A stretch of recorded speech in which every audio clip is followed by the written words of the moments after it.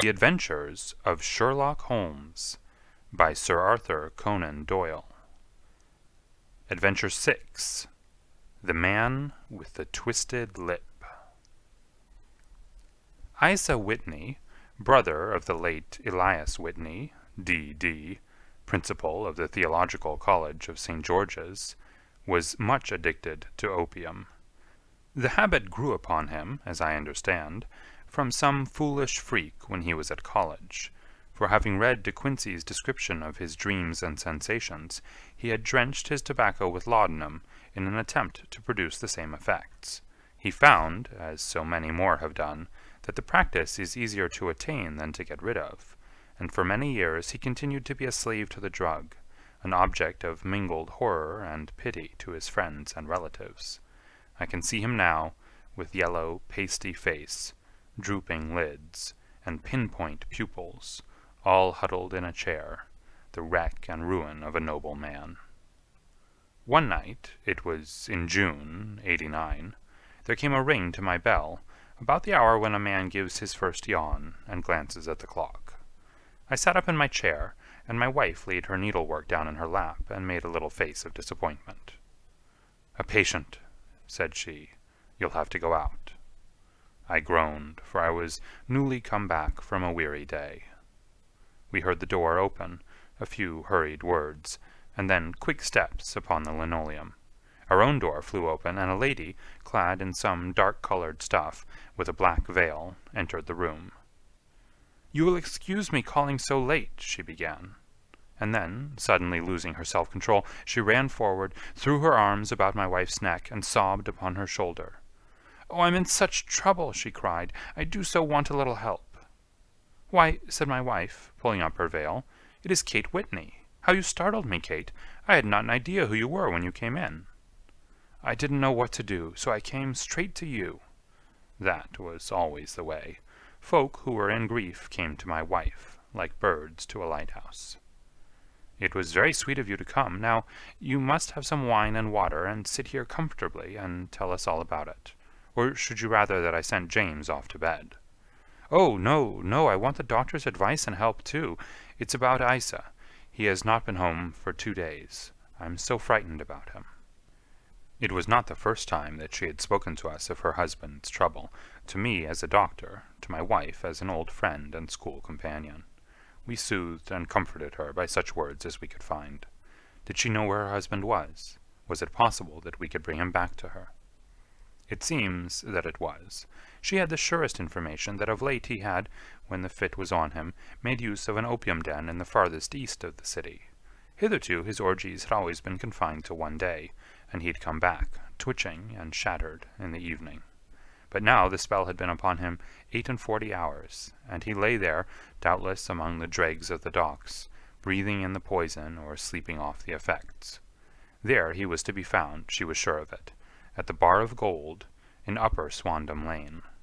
But what was she to do? How could she, a young and timid woman, make her way into such a place and pluck her husband out from among the ruffians who surrounded him? There was the case, and of course there was but one way out of it. Might I not escort her to this place?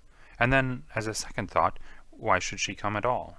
I was Isa Whitney's medical adviser, and as such I had influence over him. I could manage it better if I were alone. I promised her on my word that I would send him home in a cab within 2 hours, if he were indeed at the address which she had given me. And so in 10 minutes I had left my armchair and cheery sitting-room behind me, and was speeding eastward in a hansom on a strange errand, as it seemed to me at the time, though the future only could show how strange it was to be. But there was no great difficulty in the first stage of my adventure. Upper Swandam Lane is a vile alley, lurking behind the high wharves which line the north side of the river to the east of London Bridge. Between a slop-shop and a gin-shop, approached by a steep flight of steps leading down to a black gap like the mouth of a cave, I found the den of which I was in search. Ordering my cab to wait, I passed down the steps, worn hollow in the centre by the ceaseless tread of drunken feet, and by the light of a flickering oil lamp above the door, I found the latch and made my way into a long, low room, thick and heavy with the brown opium smoke, and terraced with wooden berths, like the forecastle of an emigrant ship. Through the gloom one could dimly catch a glimpse of bodies lying in strange, fantastic poses, bowed shoulders, bent knees, heads thrown back, and chins pointing upward, with here and there a dark, lackluster eye turned upon the newcomer. Out of the black shadows there glimmered little red circles of light, now bright, now faint, as the burning poison waxed or waned in the bowls of the metal pipes. The most lay silent, but some muttered to themselves, and others talked together in a strange, low, monotonous voice, their conversation coming in gushes, and then suddenly tailing off into silence, each mumbling out his own thoughts and paying little heed to the words of his neighbor. At the farther end was a small brazier of burning charcoal, beside which, on a three-legged wooden stool, there sat a tall, thin old man, with his jaw resting upon his two fists, and his elbows upon his knees, staring into the fire.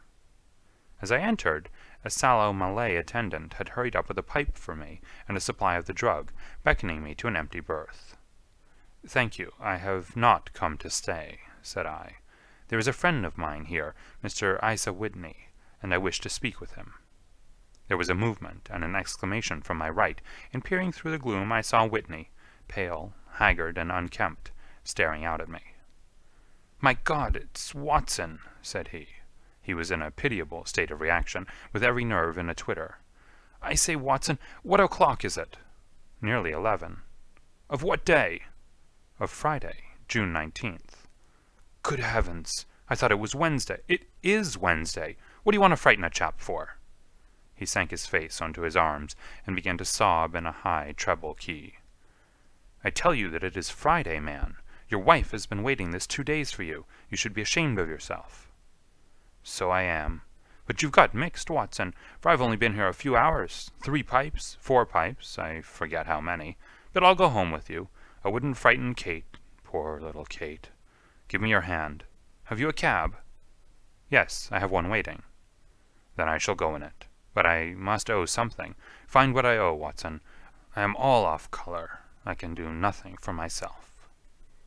I walked down the narrow passage between the double row of sleepers, holding my breath to keep out the vile, stupefying fumes of the drug, and looking about for the manager. As I passed the tall man who sat by the brazier, I felt a sudden pluck at my skirt, and a low voice whispered, "Walk past me, and then look back at me." The words fell quite distinctly upon my ear. I glanced down. They could only have come from the old man at my side, and yet he sat now as absorbed as ever, very thin, very wrinkled, bent with age, an opium pipe dangling down from between his knees, as though it had dropped in sheer lassitude from his fingers. I took 2 steps forward and looked back. It took all my self-control to prevent me from breaking out into a cry of astonishment. He had turned his back so that none could see him but I. His form had filled out, his wrinkles were gone, the dull eyes had regained their fire, and there, sitting by the fire and grinning at my surprise, was none other than Sherlock Holmes. He made a slight motion to me to approach him, and instantly, as he turned his face half round to the company once more, subsided into a doddering, loose-lipped senility. "Holmes," I whispered, "what on earth are you doing in this den?" "As low as you can," he answered. "I have excellent ears. If you would have the great kindness to get rid of that sottish friend of yours, I should be exceedingly glad to have a little talk with you." "I have a cab outside." "Then pray send him home in it. You may safely trust him, for he appears to be too limp to get into any mischief. I should recommend you also to send a note by the cabman to your wife, to say that you have thrown in your lot with me. If you will wait outside, I shall be with you in 5 minutes." It was difficult to refuse any of Sherlock Holmes' requests, for they were always so exceedingly definite, and put forward with such a quiet air of mastery. I felt, however, that when Whitney was once confined in the cab, my mission was practically accomplished, and for the rest I could not wish anything better than to be associated with my friend in one of those singular adventures which were the normal condition of his existence. In a few minutes I had written my note, paid Whitney's bill, led him out to the cab, and seen him driven through the darkness. In a very short time a decrepit figure had emerged from the opium den, and I was walking down the street with Sherlock Holmes. For 2 streets he shuffled along with a bent back and an uncertain foot. Then, glancing quickly round, he straightened himself out and burst into a hearty fit of laughter. "I suppose, Watson," said he, "that you imagine that I have added opium smoking to cocaine injections, and all the other little weaknesses on which you have favored me with your medical views." "I was certainly surprised to find you there." "But not more so than I to find you. I came to find a friend, and I to find an enemy." "An enemy?" "Yes, one of my natural enemies, or shall I say, my natural prey. Briefly, Watson, I am in the midst of a very remarkable inquiry, and I have hoped to find a clue in the incoherent ramblings of these sots, as I have done before now. Had I been recognized in that den, my life would not have been worth an hour's purchase, for I have used it before now for my own purposes, and the rascally Lascar who runs it has sworn to have vengeance upon me. There is a trapdoor at the back of that building, near the corner of Paul's Wharf, which could tell some strange tales of what has passed through it upon the moonless nights." "What! You do not mean bodies?" "Ay, bodies, Watson. We should be rich men if we had £1,000 for every poor devil who had been done to death in that den. It is the vilest murder trap on the whole riverside, and I fear that Neville St. Clair has entered it never to leave it more. But our trap should be here." He put his two forefingers between his teeth and whistled shrilly, a signal which was answered by a similar whistle from the distance, followed shortly by the rattle of wheels and the clink of horses' hoofs. "Now, Watson," said Holmes, as a tall dog-cart dashed up through the gloom, throwing out two golden tunnels of yellow light from its side lanterns, "you'll come with me, won't you?" "If I can be of use." "Oh, a trusty comrade is always of use, and a chronicler still more so. My room at the Cedars is a double-bedded one." "The Cedars?" "Yes, that is Mr. St. Clair's house. I am staying there while I conduct the inquiry." "Where is it, then?" "Near Lee, in Kent. We have a 7-mile drive before us." "But I am all in the dark." "Of course you are. You'll know all about it presently. Jump up here. All right, John, we shall not need you. Here's £half-a-crown. Look out for me tomorrow about 11. Give her head. So long, then." He flicked the horse with his whip, and we dashed away through the endless succession of somber and deserted streets, which widened gradually until we were flying across a broad balustraded bridge, with the murky river flowing sluggishly beneath us. Beyond lay another dull wilderness of bricks and mortar, its silence broken only by the heavy, regular footfall of the policeman, or the songs and shouts of some belated party of revellers. A dull wrack was drifting slowly across the sky, and a star or two twinkled dimly here and there through the rifts of the clouds. Holmes drove in silence, with his head sunk upon his breast, and the air of a man who is lost in thought, while I sat beside him, curious to learn what this new quest might be which seemed to tax his powers so sorely, and yet afraid to break in upon the current of his thoughts. We had driven several miles, and were beginning to get to the fringe of the belt of suburban villas, when he shook himself, shrugged his shoulders, and lit up his pipe with the air of a man who has satisfied himself that he is acting for the best. "You have a grand gift of silence, Watson," said he. "It makes you quite invaluable as a companion. Upon my word, it is a great thing for me to have someone to talk to, for my own thoughts are not over-pleasant. I was wondering what I should say to this dear little woman tonight when she meets me at the door." "You forget that I know nothing about it." "I shall just have time to tell you the facts of the case before we get to Lee. It seems absurdly simple, and yet somehow I can get nothing to go upon. There's plenty of thread, no doubt, but I can't get the end of it into my hand. Now, I'll state the case clearly and concisely to you, Watson, and maybe you can see a spark where all is dark to me." "Proceed, then." Some years ago, to be definite, in May 1884, there came to Lee a gentleman, Neville St. Clair by name, who appeared to have plenty of money. He took a large villa, laid out the grounds very nicely, and lived generally in good style. By degrees he made friends in the neighborhood, and in 1887 he married the daughter of a local brewer, by whom he now has 2 children. He had no occupation, but was interested in several companies, and went into town as a rule in the morning, returning by the 5:14 from Cannon Street every night. Mr. St. Clair is now 37 years of age, is a man of temperate habits, a good husband, a very affectionate father, and a man who is popular with all who know him. I may add that his whole debts at the present moment, as far as we've been able to ascertain, amount to £88 10s, while he has £220 standing to his credit in the Capital and Counties Bank. There is no reason, therefore, to think that money troubles have been weighing upon his mind. Last Monday, Mr. Neville St. Clair went into town rather earlier than usual, remarking before he started that he had 2 important commissions to perform, and that he would bring his little boy home a box of bricks. Now, by the merest chance, his wife received a telegram upon this same Monday, very shortly after his departure, to the effect that a small parcel of considerable value, which she had been expecting, was waiting for her at the offices of the Aberdeen Shipping Company. Now, if you are well up in your London, you will know that the office of the company is in Fresno Street, which branches out of Upper Swandam Lane, where you found me tonight. Mrs. St. Clair had her lunch, started for the city, did some shopping, proceeded to the company's office, got her packet, and found herself at exactly 4:35 walking through Swandam Lane on her way back to the station. Have you followed me so far? It is very clear. If you remember, Monday was an exceedingly hot day, and Mrs. St. Clair walked slowly, glancing about in the hope of seeing a cab, as she did not like the neighborhood in which she found herself. While she was walking in this way down Swandam Lane, she suddenly heard an ejaculation or cry, and was struck cold to see her husband looking down at her, and, as it seemed to her, beckoning to her from a second-floor window. The window was open, and she distinctly saw his face, which she describes as being terribly agitated. He waved his hands frantically to her, and then vanished from the window so suddenly that it seemed to her that he had been plucked back by some irresistible force from behind. One singular point, which struck her quite feminine eye, was that although he wore some dark coat, such as he had started to town in, he had on neither collar nor necktie.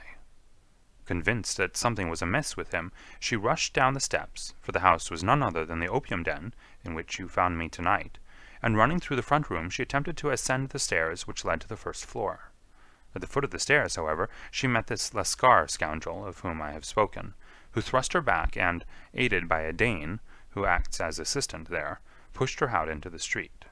Filled with the most maddening doubts and fears, she rushed down the lane, and by rare good fortune met in Fresno Street a number of constables with an inspector, all on their way to their beat. The inspector and 2 men accompanied her back, and in spite of the continued resistance of the proprietor, they made their way up to the room in which Mr. St. Clair had last been seen. There was no sign of him there. In fact, in the whole of that floor there was no one to be seen, save a crippled wretch of hideous aspect, who, it seems, made his home there. Both he and the Lascar stoutly swore that no one else had been in the front room during the afternoon. So determined was their denial that the inspector was staggered, and had almost come to believe that Mrs. St. Clair had been deluded, when, with a cry, she sprang at a small deal-box which lay upon the table and tore the lid from it. Out there fell a cascade of children's bricks. It was the toy which he had promised to bring home. This discovery, and the evident confusion which the cripple showed, made the inspector realize that the matter was serious. The rooms were carefully examined, and results all pointed to an abominable crime. The front room was plainly furnished as a sitting-room, and led into a small bedroom, which looked out upon the back of one of the wharves. Between the wharf and the bedroom window is a narrow strip, which is dry at low tide, but is covered at high tide with at least 4½ feet of water. The bedroom window was a broad one, and opened from below. On examination, traces of blood were to be seen upon the window-sill, and several scattered drops were visible upon the wooden floor of the bedroom. Thrust away behind a curtain, in the front room, were all the clothes of Mr. Neville St. Clair, with the exception of his coat. His boots, his socks, his hat, and his watch, all were there. There were no signs of violence upon any of these garments, and there were no other traces of Mr. Neville St. Clair. Out of the window he must apparently have gone, for no other exit could be discovered, and the ominous bloodstains upon the sill gave little promise that he could save himself by swimming, for the tide was at its very highest at the moment of the tragedy.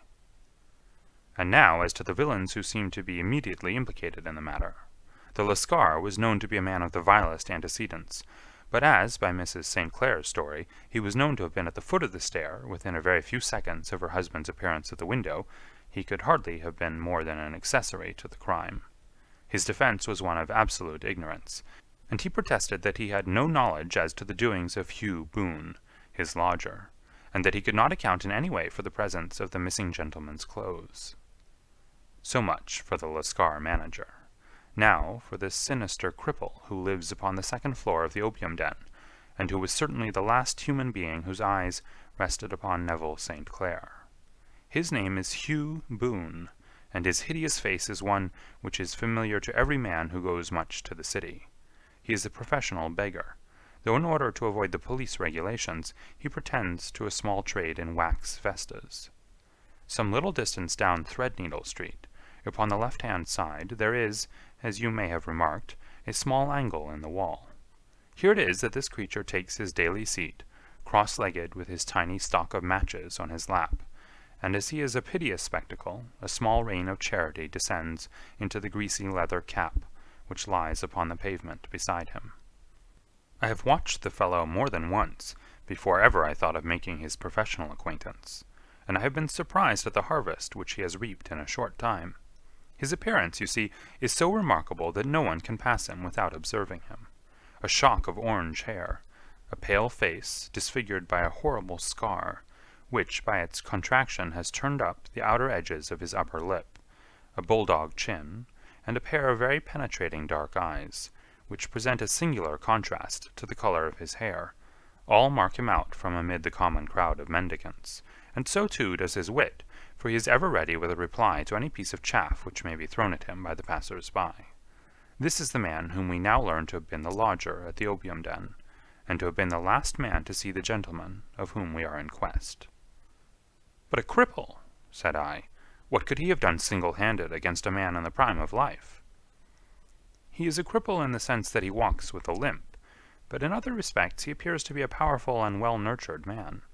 Surely your medical experience would tell you, Watson, that weakness in one limb is often compensated for by exceptional strength in the others.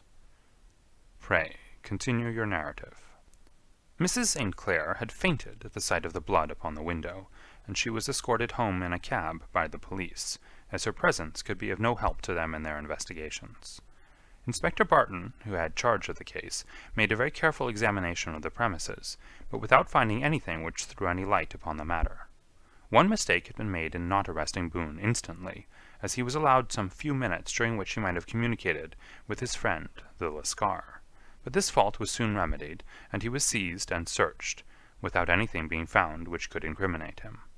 There were, it is true, some blood-stains upon his right shirt-sleeve, but he pointed to his ring finger, which had been cut near the nail, and explained that the bleeding came from there, adding that he had been to the window not long before, and that the stains which had been observed there came doubtless from the same source. He denied strenuously having ever seen Mr. Neville St. Clair, and swore that the presence of the clothes in his room was as much a mystery to him as to the police. As to Mrs. St. Clair's assertion that she had actually seen her husband at the window, he declared that she must have been either mad or dreaming. He was removed, loudly protesting, to the police station, while the inspector remained upon the premises in the hope that the ebbing tide might afford some fresh clue. And it did, though they hardly found upon the mud-bank what they had feared to find. It was Neville St. Clair's coat, and not Neville St. Clair, which lay uncovered as the tide receded. And what do you think they found in the pockets? I cannot imagine. No, I don't think you would guess. Every pocket stuffed with pennies and halfpennies, 421 pennies and 270 halfpennies. It was no wonder that it had not been swept away by the tide. But a human body is a different matter. There was a fierce eddy between the wharf and the house. It seemed likely enough that the weighted coat had remained when the stripped body had been sucked away into the river. But I understand that all the other clothes were found in the room. Would the body be dressed in a coat alone? No, sir, but the facts might be met speciously enough. Suppose that this man Boone had thrust Neville St. Clair through the window. There's no human eye which could have seen the deed. What would he do then? It would of course instantly strike him that he must get rid of the telltale garments. He would seize the coat then, and be in the act of throwing it out, when it would occur to him that it would swim and not sink. He has little time, for he has heard the scuffle downstairs when the wife tried to force her way up, and perhaps he's already heard from his Lascar confederate that the police are hurrying up the street. There's not an instant to be lost. He rushes to some secret hoard, where he has accumulated the fruits of his beggary, and he stuffs all the coins upon which he can lay his hands into the pockets to make sure of the coat's sinking. He throws it out, and would have done the same thing with the other garments, had not he heard the rush of steps below, and only just had time to close the window when the police appeared. It certainly sounds feasible. Well, we will take it as a working hypothesis, for want of a better. Boone, as I have told you, was arrested and taken to the station, but it could not be shown that there had ever before been anything against him. He had for years been known as a professional beggar, but his life appeared to have been a very quiet and innocent one. There the matter stands at present, and the questions which have to be solved, what Neville St. Clair was doing in the opium den, what happened to him when there, where is he now, and what Hugh Boone had to do with his disappearance, are all as far from a solution as ever. I confess that I cannot recall any case within my experience which looked at the first glance so simple, and yet which presented such difficulties. While Sherlock Holmes had been detailing this singular series of events, we had been whirling through the outskirts of the great town until the last straggling houses had been left behind, and we rattled along with a country hedge upon either side of us. Just as he finished, however, we drove through 2 scattered villages, where a few lights still glimmered in the windows. "We are on the outskirts of Lee," said my companion. "We have touched on 3 English counties in our short drive, starting in Middlesex, passing over an angle of Surrey, and ending in Kent. See that light among the trees? That is the Cedars, and beside that lamp sits a woman whose anxious ears have already, I have little doubt, caught the clink of our horses' feet." "But why are you not conducting the case from Baker Street?" I asked. "Because there are many inquiries which must be made out here. Mrs. St. Clair has most kindly put 2 rooms at my disposal, and you may rest assured that she will have nothing but a welcome from my friend and colleague. I hate to meet her, Watson, when I have no news of her husband. Here we are. Whoa there! Whoa!" We had pulled up in front of a large villa, which stood within its own grounds. A stable boy had run out to the horse's head, and springing down, I followed Holmes up the small, winding gravel drive which led to the house. As we approached, the door flew open, and a little blonde woman stood in the opening, clad in some sort of light mousseline de soie, with a touch of fluffy pink chiffon at her neck and wrists. She stood with her figure outlined against the flood of light, one hand upon the door, one half raised in her eagerness, her body slightly bent, her head and face protruded, with eager eyes and parted lips, a standing question. "Well?" she cried. "Well?" And then, seeing that there were 2 of us, she gave a cry of hope, which sank into a groan as she saw that my companion shook his head and shrugged his shoulders. "No good news?" "None." "No bad?" "No." "Thank God for that. But come in, you must be weary, for you have had a long day. This is my friend, Dr. Watson. He's been of most vital use to me in several of my cases, and a lucky chance has made it possible for me to bring him out and associate him with this investigation." "I am delighted to see you," said she, pressing my hand warmly. "You will, I am sure, forgive anything that may be wanting in our arrangements, when you consider the blow which has come so suddenly upon us." "My dear madam," said I am an old campaigner, and if I were not, I can very well see that no apology is needed. If I can be of any assistance, either to you or to my friend here, I shall be indeed happy." "Now, Mr. Sherlock Holmes," said the lady, as we entered a well-lit dining-room, upon the table of which a cold supper had been laid out, "I should very much like to ask you 1 or 2 plain questions, to which I beg that you will give a plain answer." "Certainly, madam." "Do not trouble about my feelings. I am not hysterical, nor given to fainting. I simply wish to hear your real opinion." "Upon what point?" "In your heart of hearts, do you think that Neville is alive?" Sherlock Holmes seemed to be embarrassed by the question. "Frankly, now," she repeated, standing upon the rug and looking keenly down at him as he leaned back in a basket chair. "Frankly, then, madam, I do not." "You think that he is dead?" "I do." Murdered? I don't say that. Perhaps. And on what day did he meet his death? On Monday. Then perhaps, Mr. Holmes, you will be good enough to explain how it is that I have received a letter from him today. Sherlock Holmes sprang out of his chair as if he'd been galvanized. What? He roared. Yes, today. She stood smiling, holding up a little slip of paper in the air. May I see it? Certainly. He snatched it from her in his eagerness, and smoothing it out upon the table, he drew over the lamp and examined it intently. I had left my chair and was gazing at it over his shoulder. The envelope was a very coarse one, and was stamped with the Gravesend postmark, and with the date of that very day, or rather of the day before, for it was considerably after midnight. Coarse writing, murmured Holmes. Surely this is not your husband's writing, madam? No, but the enclosure is. I perceive also that whoever addressed the envelope had to go and inquire as to the address. How can you tell that? The name, you see, is in perfectly black ink, which has dried itself. The rest is of the grayish color, which shows that blotting paper has been used. If it had been written straight off, and then blotted, none would be of a deep black shade. This man has written the name, and there has then been a pause before he wrote the address, which can only mean that he was not familiar with it. It is, of course, a trifle, but there is nothing so important as trifles. Let us now see the letter. Ha! There's been an enclosure here. Yes, there was a ring, his signet ring.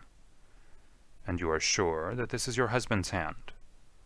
One of his hands? One? His hand when he wrote hurriedly. It is very unlike his usual writing, and yet I know it well. Dearest, do not be frightened. All will come well. There is a huge error which it may take some little time to rectify. Wait in patience. Neville. Written in pencil upon the fly-leaf of a book, octavo size, no watermark. Posted today in Gravesend by a man with a dirty thumb. Ha! And the flap has been gummed, if I am not very much in error, by a person who had been chewing tobacco. And you have no doubt that it is your husband's hand, madam? None. Neville wrote those words. And they were posted today at Gravesend. Well, Mrs. St. Clair, the clouds lighten, though I should not venture to say that the danger is over. But he must be alive, Mr. Holmes. Unless this is a clever forgery to put us on the wrong scent. The ring, after all, proves nothing. It may have been taken from him. No, no, it is his very own writing. Very well. It may, however, have been written on Monday, and only posted today. That is possible. If so, much may have happened between. Oh, but you must not discourage me, Mr. Holmes. I know that all is well with him. There is so keen a sympathy between us that I should know if evil came upon him. On the very day that I saw him last, he cut himself in the bedroom, and yet I, in the dining-room, rushed upstairs instantly with the utmost certainty that something had happened. Do you think that I would respond to such a trifle, and yet be ignorant of his death? I have seen too much not to know that the impression of a woman may be more valuable than the conclusion of an analytical reasoner. And in this letter you certainly have a very strong piece of evidence to corroborate your view. But if your husband is alive and able to write letters, why should he remain away from you? I cannot imagine. It is unthinkable. And on Monday he made no remarks before leaving you? No. And you were surprised to see him in Swandam Lane? Very much so. Was the window open? Yes. Then he might have called to you. He might. He only, as I understand, gave an inarticulate cry. Yes. A call for help, you thought? Yes. He waved his hands. But it might have been a cry of surprise. Astonishment at the unexpected sight of you might cause him to throw up his hands? It is possible. And you thought he was pulled back. He disappeared so suddenly. He might have leaped back. You did not see anyone else in the room? No, but this horrible man confessed to having been there, and the Lascar was at the foot of the stairs. Quite so. Your husband, as far as you could see, had his ordinary clothes on? But without his collar or tie. I distinctly saw his bare throat. Had he ever spoken of Swandam Lane? Never. Had he ever showed any signs of having taken opium? Never. Thank you, Mrs. St. Clair. Those are the principal points about which I wished to be absolutely clear. We shall now have a little supper, and then retire, for we may have a very busy day tomorrow. A large and comfortable double-bedded room had been placed at our disposal, and I was quickly between the sheets, for I was weary after my night of adventure. Sherlock Holmes was a man, however, who, when he had an unsolved problem upon his mind, would go for days, and even for a week, without rest, turning it over, rearranging his facts, looking at it from every point of view, until he had either fathomed it, or convinced himself that his data were insufficient. It was soon evident to me that he was now preparing for an all-night sitting. He took off his coat and waistcoat, put on a large blue dressing-gown, and then wandered about the room collecting pillows from his bed, and cushions from the sofa and armchairs. With these he constructed a sort of Eastern divan, upon which he perched himself, cross-legged, with an ounce of shag tobacco and a box of matches laid out in front of him. In the dim light of the lamp I saw him sitting there, an old briar pipe between his lips, his eyes fixed vacantly upon the corner of the ceiling, the blue smoke curling up from him, silent, motionless, with the light shining upon his strong-set, aquiline features. So he sat as I dropped off to sleep, and so he sat when a sudden ejaculation caused me to wake up, and I found the summer sun shining into the apartment. The pipe was still between his lips, the smoke still curled upward, and the room was full of a dense tobacco haze, but nothing remained of the heap of shag which I had seen upon the previous night. "Awake, Watson?" he asked. "Yes." "Game for a morning drive?" "Certainly." "Then dress. No one is stirring yet, but I know where the stable-boy sleeps, and we shall soon have the trap out." He chuckled to himself as he spoke, his eyes twinkled, and he seemed a different man to the sombre thinker of the previous night. As I dressed, I glanced at my watch. It was no wonder that no one was stirring. It was 25 minutes past 4. I'd hardly finished when Holmes returned with the news that the boy was putting in the horse. "I want to test a little theory of mine," said he, pulling on his boots. "I think, Watson, that you are now standing in the presence of one of the most absolute fools in Europe.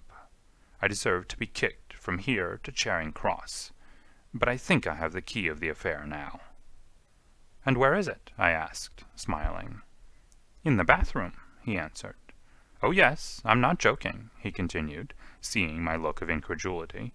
"I have just been there, and I have taken it out, and I have got it in this Gladstone bag. Come on, my boy, and we shall see whether it will not fit the lock." We made our way downstairs as quietly as possible, and out into the bright morning sunshine. In the road stood our horse and trap, with the half-clad stable-boy waiting at the head. We both sprang in, and away we dashed down the London road. A few country carts were stirring, bearing in vegetables to the metropolis, but the lines of villas on either side were as silent and lifeless as some city in a dream. "It has been in some points a singular case," said Holmes, flicking the horse on into a gallop. "I confess that I have been as blind as a mole, but it is better to learn wisdom late than never to learn it at all." In town, the earliest risers were just beginning to look sleepily from their windows as we drove through the streets of the Surrey side. Passing down the Waterloo Bridge Road, we crossed over the river, and dashing up Wellington Street, wheeled sharply to the right, and found ourselves in Bow Street. Sherlock Holmes was well known to the force, and the two constables at the door saluted him. One of them held the horse's head, while the other led us in. "Who's on duty?" asked Holmes. "Inspector Bradstreet, sir." "Ah, Bradstreet, how are you?" A tall, stout official had come down the stone-flagged passage, in a peaked cap and frogged jacket. "I wish to have a quiet word with you, Bradstreet." "Certainly, Mr. Holmes. Step into my room here." It was a small, office-like room, with a huge ledger upon the table and a telephone projecting from the wall. The inspector sat down at his desk. "What can I do for you, Mr. Holmes?" "I called about that beggarman, Boone, the one who was charged with being concerned in the disappearance of Mr. Neville St. Clair, of Lee." "Yes, he was brought up and remanded for further inquiries." "So I heard. You have him here?" "In the cells." "Is he quiet?" "Oh, he gives no trouble, but he's a dirty scoundrel." "Dirty?" "Yes, it's all we can do to make him wash his hands, and his face is as black as a tinker's.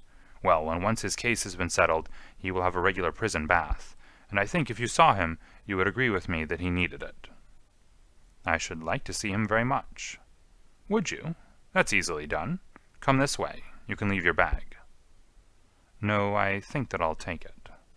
"Very good. Come this way, if you please." He led us down a passage, opened a barred door, passed down a winding stair, and brought us to a whitewashed corridor with a line of doors on each side. "The third on the right is his," said the inspector. "Here it is." He quietly shot back a panel in the upper part of the door and glanced through. "He's asleep," said he. "You can see him very well." We both put our eyes to the grating. The prisoner lay with his face towards us, in a very deep sleep, breathing slowly and heavily. He was a middle-sized man, coarsely clad as became his calling, with a colored shirt protruding through the rent in his tattered coat. He was, as the inspector had said, extremely dirty, but the grime which covered his face could not conceal its repulsive ugliness. A broad weal from an old scar ran right across it from eye to chin, and by its contraction had turned up one side of the upper lip, so that 3 teeth were exposed in a perpetual snarl. A shock of very bright red hair grew low over his eyes and forehead. "He's a beauty, isn't he?" said the inspector. "He certainly needs a wash," remarked Holmes. "I had an idea that he might, and I took the liberty of bringing the tools with me." He opened the Gladstone bag as he spoke, and took out, to my astonishment, a very large bath sponge. You're a funny one," chuckled the inspector. "Now, if you will have the great goodness to open that door very quietly, we will soon make him cut a much more respectable figure." "Well, I don't know why not," said the inspector. "He doesn't look a credit to the Bow Street cells, does he?" He slipped his key into the lock, and we all very quietly entered the cell. The sleeper half turned, and then settled down once more into a deep slumber. Holmes stooped to the water jug, moistened his sponge, and then rubbed it twice vigorously across and down the prisoner's face. "Let me introduce you," he shouted, "to Mr. Neville St. Clair, of Lee, in the county of Kent." Never in my life have I seen such a sight. The man's face peeled off under the sponge like the bark from a tree. Gone was the coarse brown tint. Gone, too, was the horrid scar which had seamed it across, and the twisted lip which had given the repulsive sneer to the face. A twitch brought away the tangled red hair, and there, sitting up in his bed, was a pale, sad-faced, refined-looking man, black-haired and smooth-skinned, rubbing his eyes and staring about him with sleepy bewilderment. Then, suddenly realizing the exposure, he broke into a scream and threw himself down with his face to the pillow. "Great heavens!" cried the inspector. "It is, indeed, the missing man. I know him from the photograph." The prisoner turned with the reckless air of a man who abandons himself to his destiny. "Be it so," said he. "And pray, what am I charged with?" "With making away with Mr. Neville St. "Oh, come, you can't be charged with that unless they make a case of attempted suicide of it," said the inspector with a grin. "Well, I've been 27 years in the force, but this really takes the cake." "If I am Mr. Neville St. Clair, then it is obvious that no crime has been committed, and that therefore I am illegally detained." "No crime, but a very great error has been committed," said Holmes. "You would have done better to have trusted your wife." "It was not the wife, it was the children," groaned the prisoner. "God help me, I would not have them ashamed of their father. My God, what an exposure! What can I do?" Sherlock Holmes sat down beside him on the couch, and patted him kindly on the shoulder. "If you leave it to a court of law to clear the matter up," said he, "of course you can hardly avoid publicity. On the other hand, if you convince the police authorities that there is no possible case against you, I do not know that there is any reason that the details should find their way into the papers. Inspector Bradstreet would, I am sure, make notes upon anything which you might tell us, and submit it to the proper authorities. The case would then never go into court at all." "God bless you!" cried the prisoner, passionately. "I would have endured imprisonment, aye, even execution, rather than have left my miserable secret as a family blot to my children. You are the first who have ever heard my story. My father was a schoolmaster in Chesterfield, where I received an excellent education. I travelled in my youth, took to the stage, and finally became a reporter on an evening paper in London. One day my editor wished to have a series of articles upon begging in the metropolis, and I volunteered to supply them. There was the point from which all my adventures started. It was only by trying begging as an amateur that I could get the facts upon which to base my articles. When an actor, I had, of course, learned all the secrets of making up, and had been famous in the green room for my skill. I took advantage now of my attainments. I painted my face, and to make myself as pitiable as possible, I made a good scar, and fixed one side of my lip in a twist by the aid of a small slip of flesh-colored plaster. Then, with a red head of hair, and an appropriate dress, I took my station in the business part of the city, ostensibly as a match-seller, but really as a beggar. For 7 hours I plied my trade, and when I returned home in the evening, I found to my surprise that I had received no less than 26 shillings and 4pence. I wrote my articles, and thought little more of the matter, until some time later I backed a bill for a friend, and had a writ served upon me for £25. I was at my wit's end where to get the money, but a sudden idea came to me. I begged a fortnight's grace from the creditor, asked for a holiday from my employers, and spent the time in begging in the city under my disguise. In 10 days I had the money, and had paid the debt.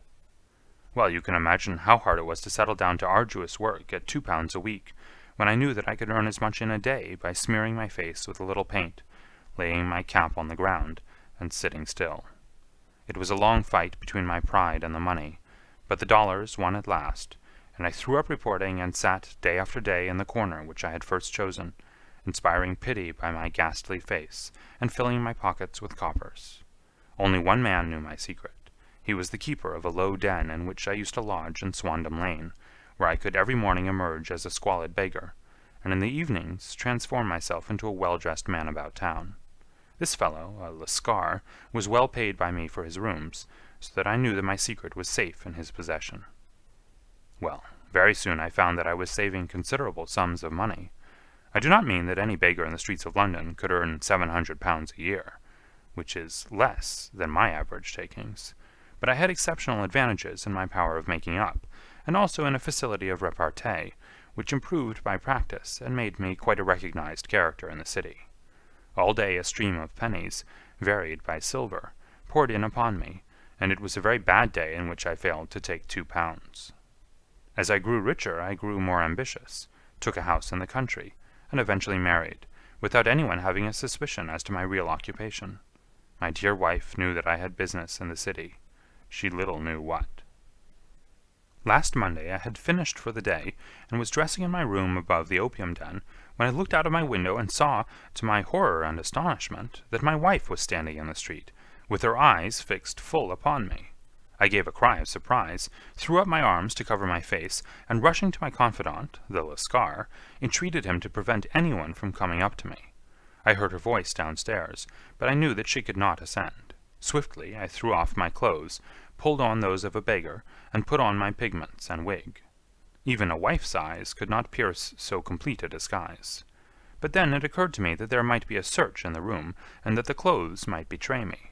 I threw open the window, reopening by my violence a small cut which I had inflicted upon myself in the bedroom that morning. Then I seized my coat, which was weighted by the coppers which I had just transferred to it from the leather bag in which I carried my takings. I hurled it out of the window, and it disappeared into the Thames. The other clothes would have followed, but at that moment there was a rush of constables up the stair, and a few minutes after I found, rather I confess to my relief, that instead of being identified as Mr. Neville St. Clair, I was arrested as his murderer. I do not know that there is anything else for me to explain. I was determined to preserve my disguise as long as possible, and hence my preference for a dirty face. Knowing that my wife would be terribly anxious, I slipped off my ring and confided it to the Lascar at a moment when no constable was watching me, together with a hurried scrawl telling her that she had no cause to fear. "That note only reached her yesterday," said Holmes. "Good God! What a week she must have spent!" "The police have watched this Lascar," said Inspector Bradstreet, "and I can quite understand that he might find it difficult to post a letter unobserved. Probably he handed it to some sailor customer of his, who forgot all about it for some days." "That was it," said Holmes, nodding approvingly. "I have no doubt of it.